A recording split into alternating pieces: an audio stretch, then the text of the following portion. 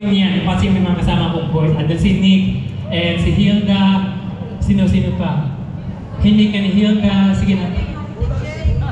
Mamaya na yan si Manu Nick.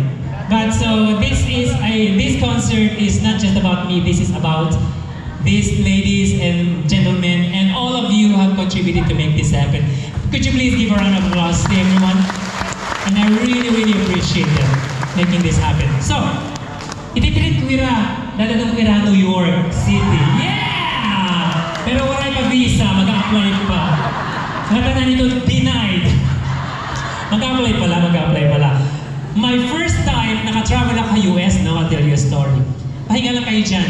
Tamang-tamang medyo mainit. After nitong 10 pounds ang malulose nyo. Pagbaba nyo, maluwag na yung pantalon. So, first time I went to the US, I was already in Australia. Punta ako doon. Tapos may show ako sa New York. And then one in New Jersey. It was a private function. I was invited.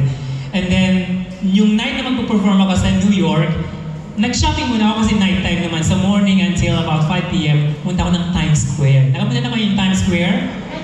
Not yet. Gusto ko yan. Yet. Ibig sabihin, makakita kita. Anyway, I went to Times Square to go shopping. Nag-shopping ako. Buong maghapon. Shopping. But when I say shopping, that means window shopping. Namalit na yung mga bintana. So kanabugat man ng mga bintana, ginulan na ko, alasing ko na, 5 o'clock, say, okay, I have to go to yung gig ko kasi about 54 train station from Times Square. Alis ako ng 5 o'clock, sabi tama-tama lang, pagdating ko 7 o'clock. Pero makaturog man ako, nakasakay nga ni Kinduyan, uminaw yung nangangaturog ko ito. So, kumasakay akong train, sabi ko, kailangan meron akong alam.